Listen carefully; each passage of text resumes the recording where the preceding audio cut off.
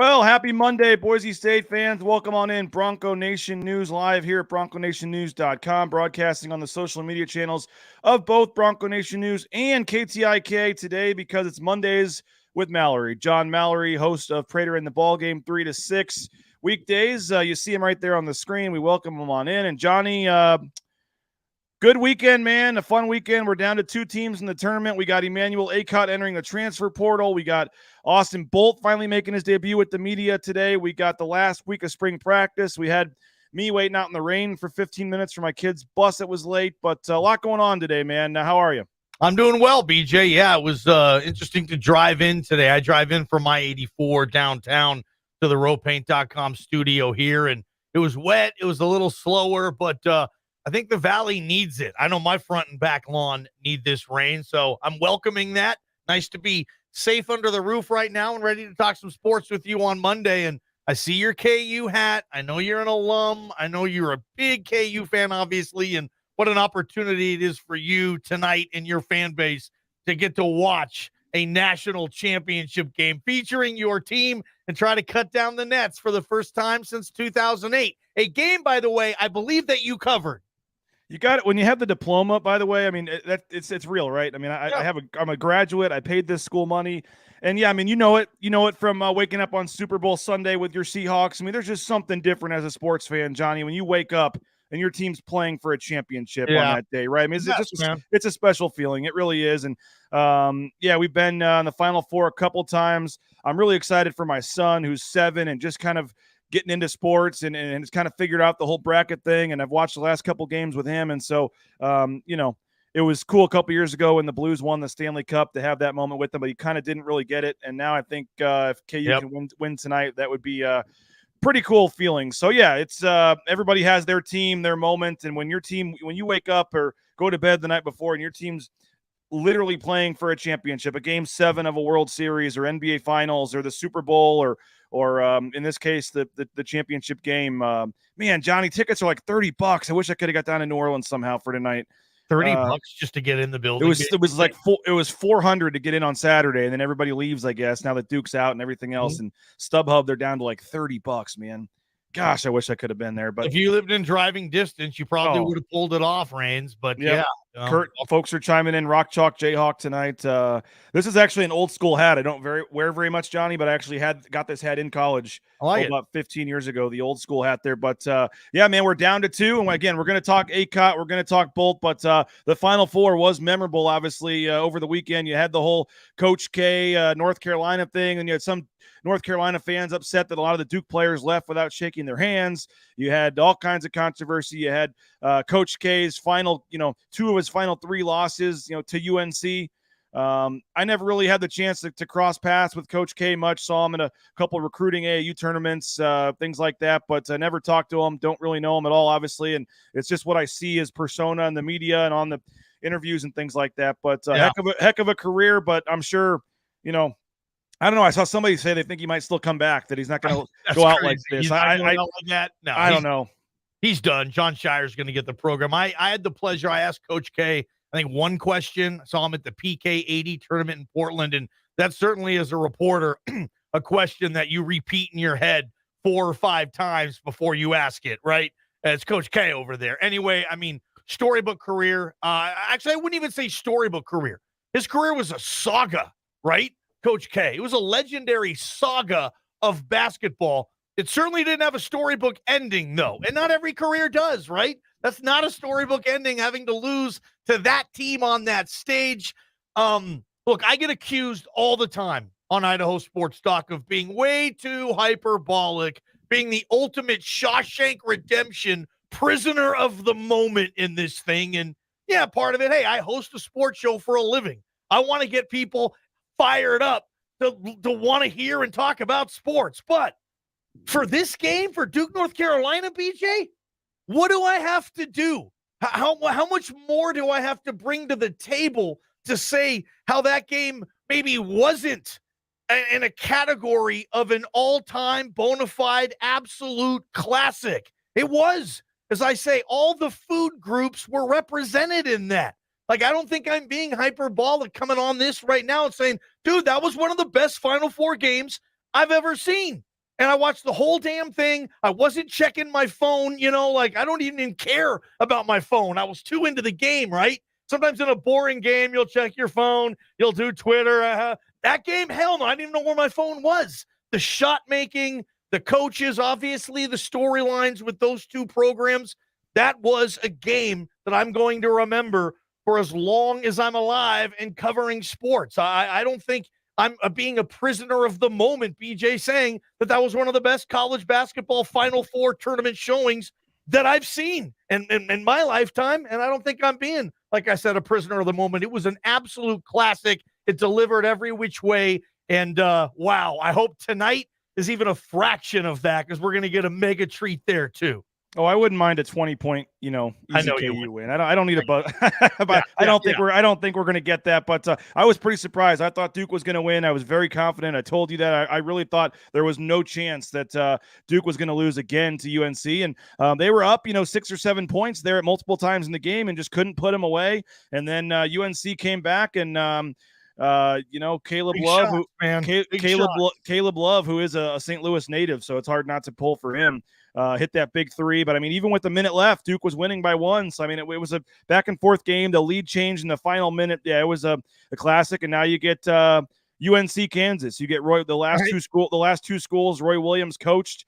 He obviously recruited all these North Carolina players. I would assume he's a little partial to North Carolina tonight, but obviously, took Kansas to the Final Four and did a lot of things there in 15 years, then goes on to UNC. So that's got to be a unique experience for him being in the crowd tonight. I saw Paul Pierce, the Truth, was back speaking to the Kansas team last night. Saw somebody say maybe Michael Jordan will make an appearance tonight for UNC. I think so. Yeah, I'd expect him to be there. Michael's too cool to go to the semifinal game. It's crazy, but I didn't see him there. And if Michael's in the building, you're going to see him, right? But I think he's there tonight for Natty Monday. He usually is when Carolina's on this stage. So I expect to see his airness in the crowd tonight, and all the number of great KU players as well. I mean, I like the Cinderella-less Final Four and national championship game. I love Cinderella the first couple rounds, but for these games, give me the blue blood national powers with, typically future NBA guys and Hall of Fame caliber coaches and schools that put big time money into basketball. This is what I like to see. And yeah, of course, I don't have any plans tonight. I know you don't have any plans tonight. We're watching this damn game. Kurt says Duke basketball, a bunch of spoiled sports. I don't know if they, there was a whole controversy. I don't know if you saw that about them not shaking hands, but who cares? I don't even care, dude. UNC was over there celebrating. They didn't exactly go right to the handshake line either. So it goes both ways. Hey, before we get into some Boise State talk, Johnny, I do want to make a cool announcement here that we are open for business. The first annual Bronco Nation News Golf Tournament, June 3rd at Timberstone. You can sign up now. Just go to BroncoNationNews.com, and there is a golf tournament tab at the top. Just go to BroncoNationNews.com, click on the tab at the top for golf tournament. We opened it up to subscribers a couple of days early, and we've got some foursomes, not a ton, but we've got some foursomes open. So if you're thinking about doing this, there's a discount for subscribers. It's going to be a lot of fun. You get breakfast, you get lunch, you get drinks out on the course. There's going to be a Q&A afterwards. You can see Prater and Johnny doing their show out there.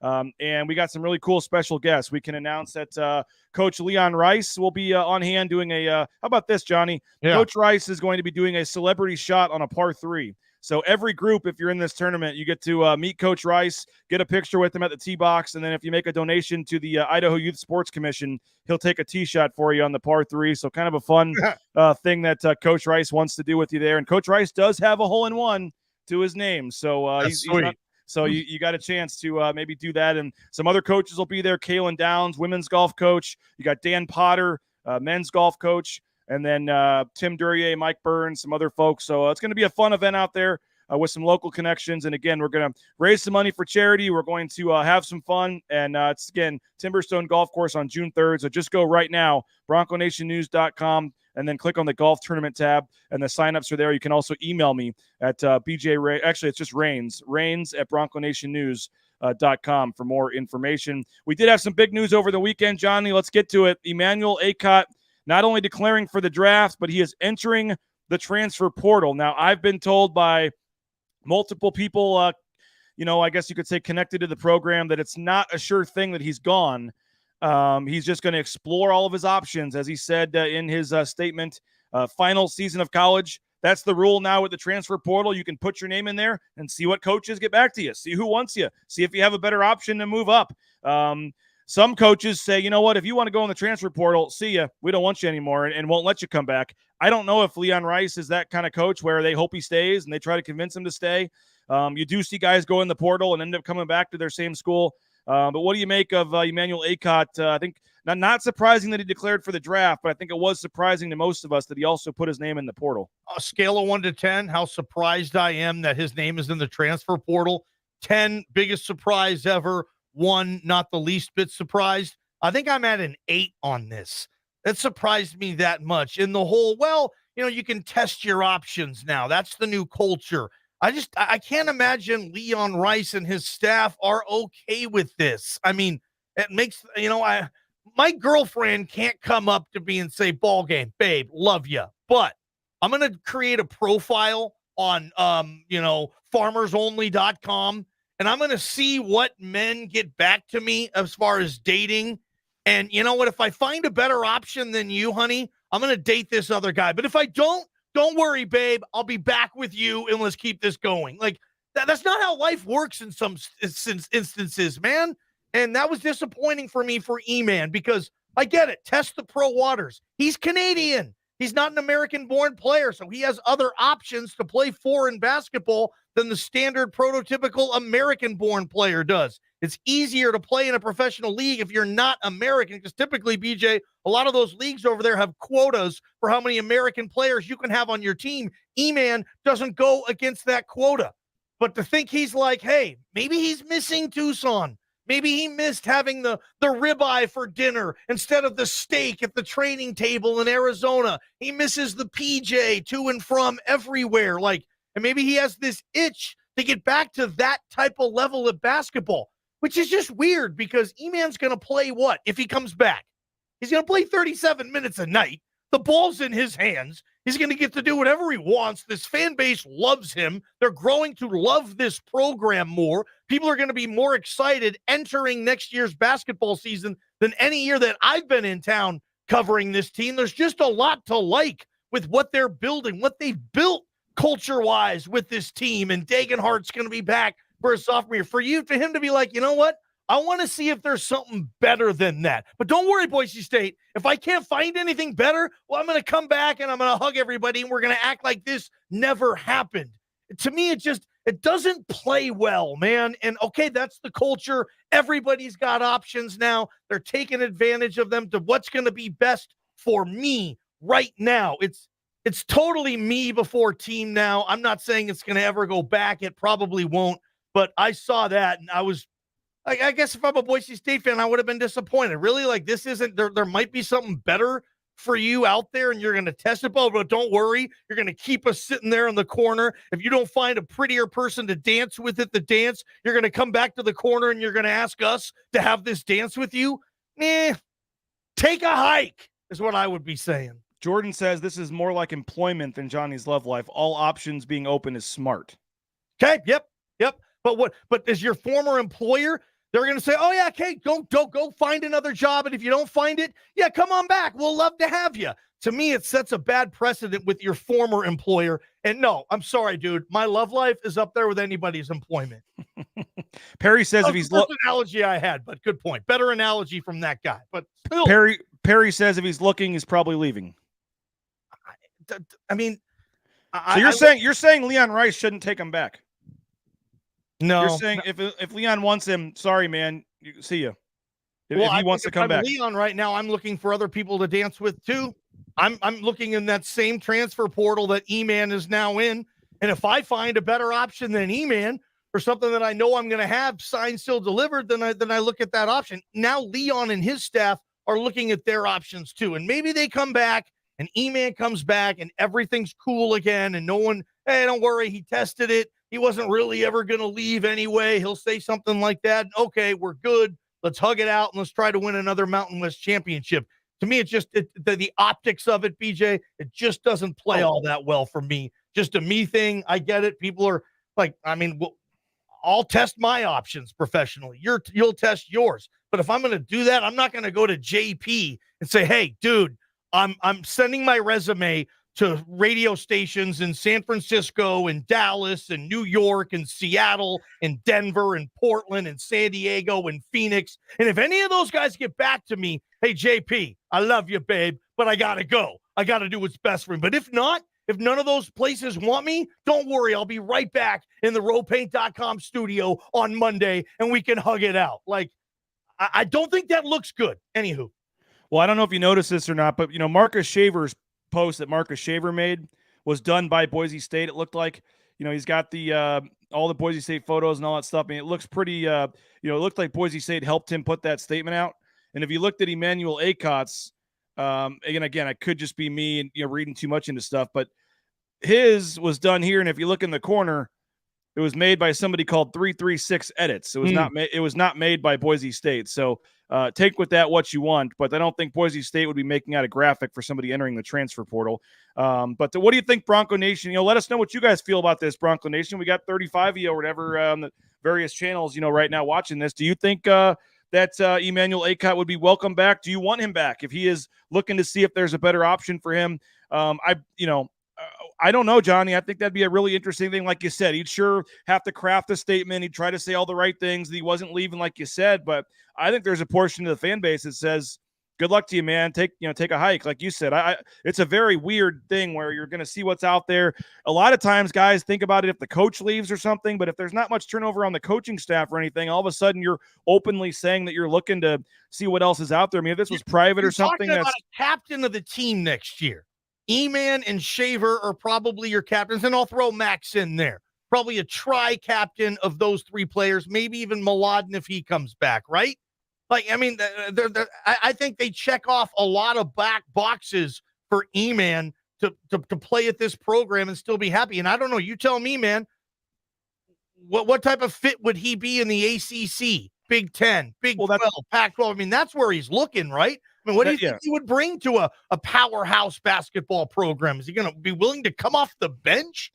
Yeah, I mean, you would assume he's only doing this to find a bigger, higher profile, like you said, live the charter plane life and the better gear and the better meals and be on ESPN every game. But I mean, is he starting and scoring 15 a game at Kansas next year? I mean, no. I mean, is he starting? There'd be a lot of Power 5 schools, I hate to say it, where I'm not sure he's even a starter. And if he is, I don't know if he's a, 25-minute, 15-point guy. I mean, I don't know if his stock is necessarily helped being, a lower output guy at a bigger school, but maybe that's what he's looking for his final college experience. He just wants that opportunity to, like you said, be wined and dined. And maybe he just wants to see in the transfer portal what kind of interest he has, what kind of schools reach out to him.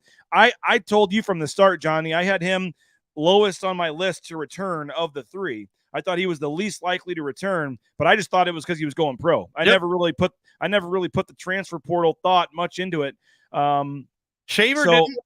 Shaver had the same deal. He didn't say, "Oh, by the way, I'm also going in the portal," but there's a pretty good chance I'll still come back to Boise State. Shaver's saying, "I'm going to try to go pro. If I don't go pro, if I don't get what I like there, I'm coming back and I'm going to be the captain of the Boise State Broncos, and we're going to try to win another Mountain West title." Or now he sees E-Man's post and he goes, maybe that's not a bad idea. See what else is out there. The problem is the transfer portal itself is not technically public, but there are like Twitter accounts and people that have access to the portal, and it gets out if you get in the portal. So it's one thing if he could try to secretly do this, but once it's public that you're going in the portal, it'd be very interesting if he did decide to come back. I would assume he's gone. I'll just say that. I don't think he's coming back. You don't enter the transfer portal, but you have to hope he finds, if he is transferring to another school. I mean, what happens if he ends up at San Diego State, or what happens if he ends up at another, group of five, so to speak, school, or even a Mountain West school? Then there'd be a lot of people going, okay, what's going on here? So you have to assume that he's only doing this so he can find a Power 5 school. Big Wade says he transferred once, now twice. Maybe we should be looking elsewhere. Oliver Queen saying that he should just stay with the Broncos. It's his best option. Somebody else was asking that since he can't find it now, but since he transferred twice, how is he eligible?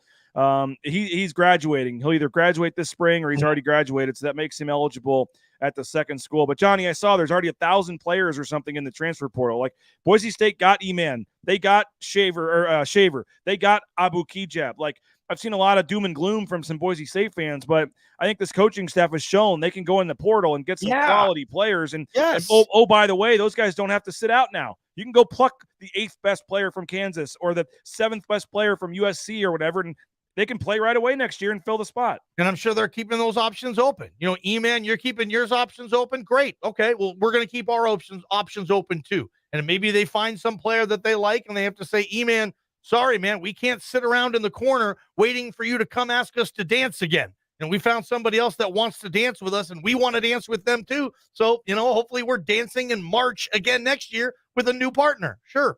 But it's, you know, we wanted, or a lot of people wanted, student athletes to have all this freedom, and they have it now, and that's great. I still support that, but there is a wake of stuff. It is never going to be squeaky clean. There's issues. There's going to be problems with any type of system you lay in place, and this is just one of those. And you know, for whatever reason, maybe the kid doesn't want to live in Boise anymore. You know, maybe he wants to go back to Arizona. Maybe he wants to get closer to wherever he was from in Canada, or he wants to play at a Northeast school, or he wants to go to the Big Ten. Like, you know, good for him if he wants to do that, but it's a bad situation if you're Boise State and that coaching staff, because like, really, this wasn't the perfect fit for you. Like, we got a good thing going with you. We got a good thing going. They opened Pandora's box a little bit because it is. You want to give the players options. It does help the schools to be able to bring guys in right away that don't have to sit out. But you have all kinds of now back channeling and guys, coaches saying, hey, if you were in the portal, we would probably be interested. And then the next day the guy goes in the portal. You saw LSU lost all 13 of their players into the transfer portal. LSU does not have a scholarship player on their roster. They've added 2 players that are coming with the previous coach from Murray State. But I don't know how you handle. I don't know how you do this because, as I mentioned, already 1,000 players. There's 357 or something, 352 Division I teams. 358. Over 1,000 players in the transfer portal. So on average, 3 scholarship players per team are transferring every year. And it's free agency, and it's what can you give me and what's better, and it is. And it's E-Man's right. He wants to see if he can get something better. That's fine. But as you said, it's Boise State's right to say, if we find somebody else before you make a decision, good luck. And I do wonder if he tries to come back, what the fallout would be, what the statement. Would the fans embrace him and act like nothing happened, or would there be a portion of fans that were unhappy with him? Derek says, regardless of where he lands, he's a Bronco legend forever. Can't wait to see him back in Boise when the 2022 team is honored 10 years from now. And he did a lot of good things for this program, obviously, but this is a might be ending a way that we didn't expect, Johnny. You'll just we'll say that. Hey, UnitedCommercialInsurance.com. They make business insurance easy. If you're starting a business, or if you already own a business. I know a lot of business owners out there. Give them a call. They can give you a better rate. You think you have good insurance for your business? United Commercial Insurance can help lower your business insurance rates. They're a local company, but they can write policies in 44 states across the country. So check them out, UnitedCommercialInsurance.com. Transportation compliance service. If you're looking for a new career change, a fresh start, the trucking industry is booming right now. More than 1,000 people a day are deciding to get into the trucking industry, and TCS is helping a lot of them. They can help you get signed up, get your permits, get whatever you need, and help you get out on the road. So check them out, transcompservice.com. And Boise Dentistry Co. Those are my kids on the screen there. Oh, nice, man. If you don't like going to the dentist, Dr. Meinert makes it easy for you. He'll talk Boise State with you while he's working on your teeth. Big BSU fan. You can see the locations on the screen there. Boise Dentistry Co., family dentistry and wellness. So check them out, BoiseDentistryCo.com. And our whole family, myself included, has made the switch. So if you're looking for a dentist or a new dentist, check out BoiseDentistryCo.com. Okay, Johnny, I do want to talk Austin Bolt, because he's making his we got a few minutes left here. Yep. He is scheduled after practice today to make his media debut with the media here in Boise. He's been on the roster for a couple years now. He redshirted. He played in a couple games. We saw him get out there last year, I believe, for like one deep pass that he almost should have caught and dropped it at the end zone. But there's been nobody more hyped up, by media, by fans, by everybody the last couple of years in terms of local products than Austin Bolt. He was obviously the Gatorade Player of the Year in football and basketball, the first player ever to do that his senior year of high school. You won all kind of state awards, was, the top athlete in the state, so to speak. And I think a lot of people thought he was going to come to Boise State, make an immediate impact. It just hasn't happened. They've tried him at tight end. They even tried him at defensive line. I know we talked about it a little bit last week, Johnny, but he's finally talking today, Austin Bolt, and it does sound. Is he super colorful, or do you think he's going to be more reserved today when he meets with the media here in a few hours? What do you think his personality is going to be like, Raines? I would say pretty tame. I don't expect anything crazy. Sometimes we get guys for the first time and they're great, and then we're like, why'd they make us wait 3 years for that? He was awesome. He was fine. Yeah. Like, what? Come on. But talking to him a couple times back when I was at the Idaho Press, and he won some awards for us there. We had him at as one of our big winners for our dinner. Good guy, but I don't expect him to call anybody out for not playing or make any big statements or anything like that. I mean, he's going to be pretty reserved, but it does sound like, Johnny, that he may finally be a guy that's ready to make an impact on this team this year. I just don't know if I can buy that. Kent Riddle was telling that to us last year. Remember, BJ? Remember the tight end coach last year, Kent Riddle, saying, no, he's going to be a factor. We're going to use him.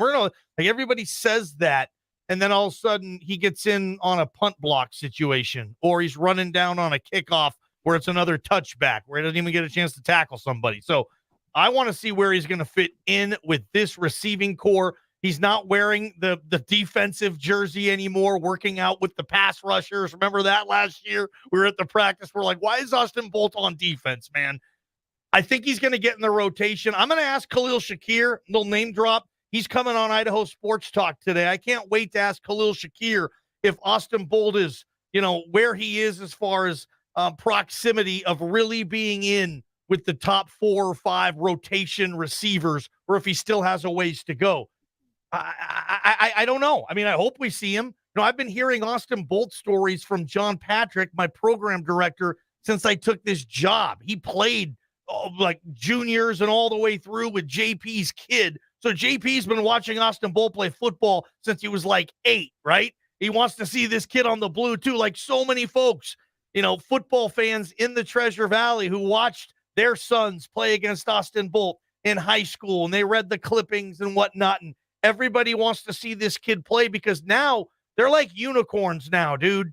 Kids who played high school football in this valley who can come be, let's say, a very productive or maybe even a star player at Boise State. Right now, Jonah Dolmas, I think, is the one you have on the roster. Juku, too. OJ at left tackle. But they're rare. This team 20 years ago was like built on Idaho kids, and you just don't see him as much anymore. And Austin Bolt, certainly in my time here, has had more hype than any other high school kid from this area. We all want to see him play. Everybody constantly tells us at press conferences he's the fastest dude on the team, period, bar none. He's the fastest guy on the team. Everybody says that. I want to see them utilize that speed, and it'll be really interesting. That's going to be a packed presser today, BJ. I don't think anybody who covers this team on the regular is going to miss Bolt today. ShopRidleys.com, Ridley's Family Markets, 13 Idaho locations. Check them out. The at-home shopping, the Skip app, all that great stuff. ShopRidleys.com, the Blue and Orange Store.com, the Blue and Orange Store right there at Boise Town Square Mall. Go in and get your new Boise State gear for the spring game on Saturday, or you can get it online, the Blue and Orange Store.com. Johnny, appreciate your time this week, man. Fun times. Sign up for that golf tournament, BroncoNationNews.com as well. We'll see you down there for Austin Bolt. We got the spring game on Saturday, so happy Monday, man. Happy national title game day, and open with the Mariners on Thursday, man. So a lot going on. It's been fun. Appreciate it, man. You more excited for the Masters on Thursday or opening day baseball on Thursday? I'm a huge Tiger fan, so I'm pretty excited if he plays, but definitely Cardinals opening day for sure. Me too. Opening day. Go Mariners. Thanks, All BJ. right, take care, man. We'll be listening 3 to 6 today. He said Khalil Shakir's coming on. That'll be 95.3 FM, 1350 AM, KTIK.com, the KTIK app. All the ways to listen to JP, Prater, and Johnny. So there it is, Prater in the ballgame. Have a great Monday, guys. We'll talk to you later. Bronco Nation News.